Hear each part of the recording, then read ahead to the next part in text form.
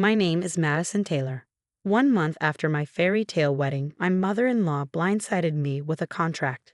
She called it a family tradition, but it was nothing more than a demand. Pay $150,000 to secure my place in the Richmond dynasty. What she didn't know was that I already held the key to unraveling her empire. The Richmonds were royalty in Boston's elite circles, the epitome of old money and power.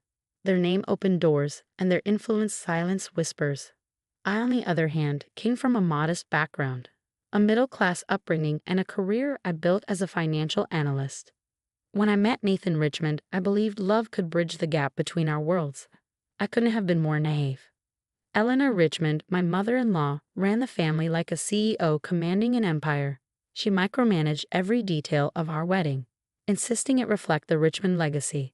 "We have standards, Madison," she'd say, dismissing my offers to help with a wave of her manicured hand. The lavish ceremony at St. Patrick's Cathedral, the reception at the plaza, it was a spectacle of wealth, a performance for their elite audience. I smiled through it all for Nathan's sake.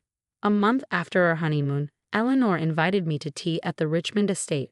The sprawling mansion, with its marble floors and gilded chandeliers, exuded intimidation. Over tea, she slid an envelope across the table. "Madison, darling," she began with her signature coolness, "this is a family tradition. Every Richmond bride fulfills this requirement." Inside was a contract demanding $150,000 as a family entry fee. My stomach churned as I read the bolded terms. "This can't be serious," I said, my voice barely above a whisper. Her smile was razor sharp. "Think of it as an investment in your future with us. Nathan doesn't need to know. This is between us women.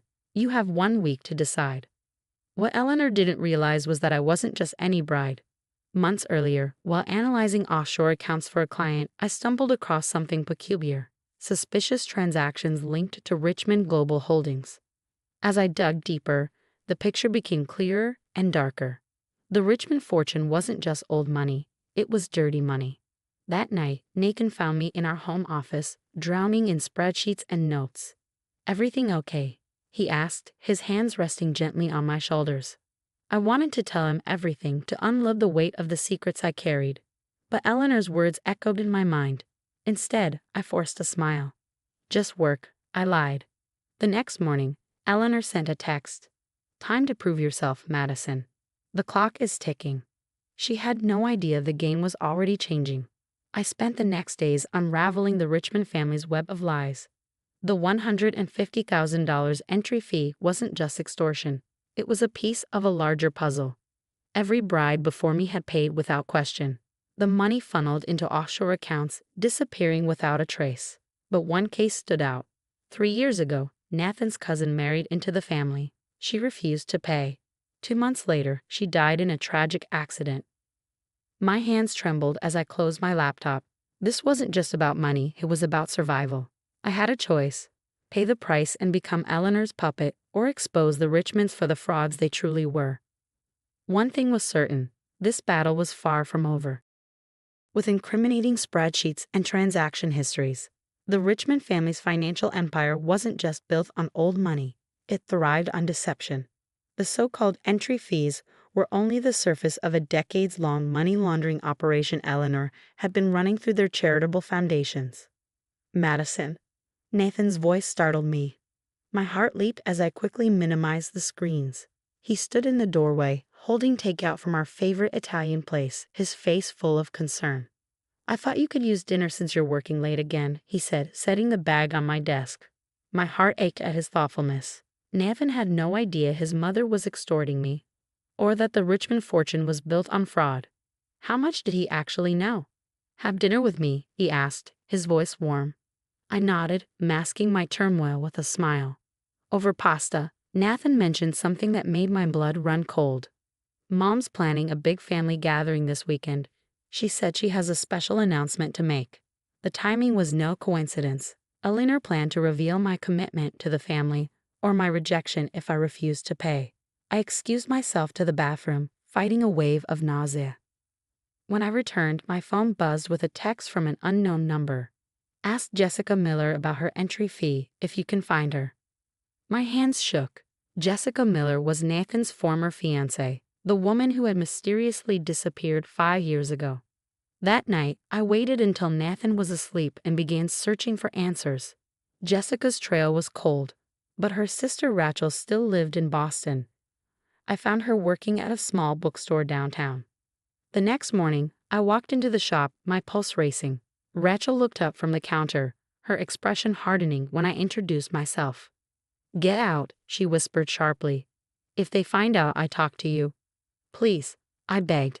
"I need to know what happened to Jessica." Rachel's eyes darted around nervously before she led me to a back room. "She found something," Rachel said, her voice trembling. "Something in her finances. She refused to pay the fee and threatened to expose them. Then she vanished. The police ruled it a suicide, but they never found her body." My mouth went dry. "Did she leave any evidence?" Rachel hesitated, then reached into her bag. "She mailed me this the day before she disappeared. I've been too afraid to open it." Inside the envelope was a USB drive and a handwritten letter. Jessica had documented everything: the money laundering, the blackmail, and even darker secrets about vanished employees and suspicious deaths. Back at my office, I uploaded the files to a secure cloud drive. My phone buzzed again. "Eleanor." "Have you made your decision, dear?" she asked, her tone syrupy sweet. "The family gathering tomorrow would be the perfect time to announce your commitment to our traditions." "I'll be there," I said, my voice steady. "With an announcement of my own." "Wonderful. And Madison, wear something appropriate. We do have standards." After hanging up, I made a call to the only person I trusted with this information, Sarah, my college roommate, now an FBI agent. "I need your help," I said, "and I need it tomorrow." That night, as Nathan held me close in bed, he whispered, "You've been so tense lately. Is everything okay?" I turned to him, my heart heavy. "Nathan, do you trust me?" "Of course I do. Why?" "Tomorrow, at the gathering, just remember that everything I do is because I love you." He looked confused but nodded, his eyes filled with trust. I prayed it wouldn't be the last time he looked at me that way. The next morning, I dressed carefully in an elegant blue dress, appropriate by Eleanor's standards.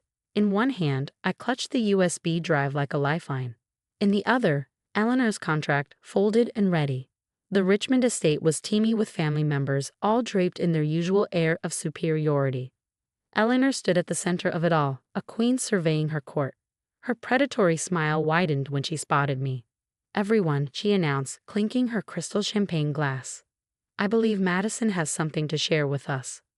I stepped forward, my heart pounding as all eyes turned to me. This was it, the moment I either became another Richmond casualty or brought their empire crumbling down. "Yes," I said, my voice clear and steady. "I do have something to share." The grand hall of the Richmond mansion went silent as I stepped forward, the weight of every gaze heavy on me. Slowly, I pulled out the contract Eleanor had given me. Her smile widened, confident of my submission. Instead, I tore it in half. "I won't be paying your entry fee," I said, my voice ringing out clearly, "and no one else will ever again." Eleanor's smile vanished, replaced by a dangerous glare. "How dare you embarrass us like this?" "Embarrass you?" I cut her off, pulling out my phone and raising my voice. "Like you embarrassed Jessica Miller?" The name hit like a bomb. Gasps rippled through the room. Eleanor's carefully cultivated mask of control faltered. Nathan turned to me, his face pale with confusion. "Jessica, what does my ex-fiancé have to do with this?" "Everything," I said, steadying myself despite my racing heart. "Your mother demanded the same $150,000 entry fee from her. But when Jessica refused and threatened to expose the family's illegal activities, she disappeared." "That's enough," Eleanor snapped, her voice sharp with panic. But I wasn't done. I held up a USB drive for all to see. "Jessica was smarter than you thought, Eleanor. She left behind evidence. It's all here. Your money laundering through the family charities, the blackmail of Richmond brides, the offshore accounts, even the truth about what happened to cousin Marie after she refused to pay." Nathan turned to his mother, his voice shaking. "Mom, is this true? What is she talking about?" Before Eleanor could answer, the doorbell rang. The butler hesitated, glancing at her for approval, but she was too stunned to respond.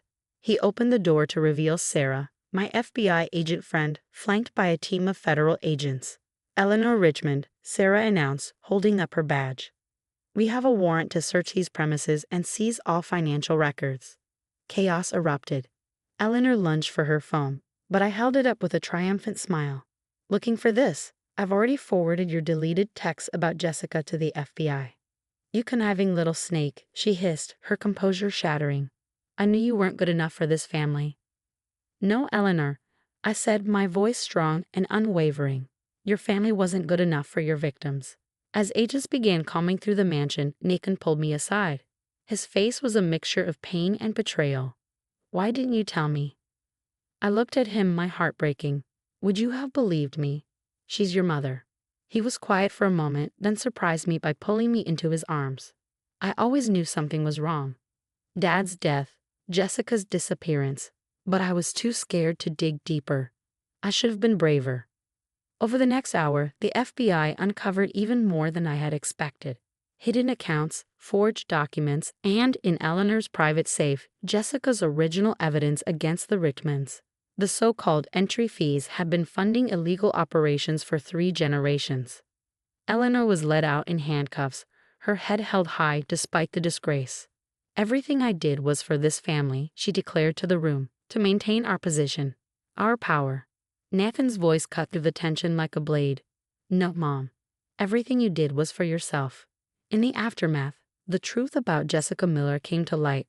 Eleanor had arranged for her to be persuaded to leave the country. The FBI tracked her down in Argentina, living under an assumed name. She returned to Boston, ready to testify against the Richmond family. 6 months later, I sat in the living room of our new apartment, a modest but honestly paid-for space, watching Eleanor's sentencing on TV. 20 years for fraud, extortion, and conspiracy.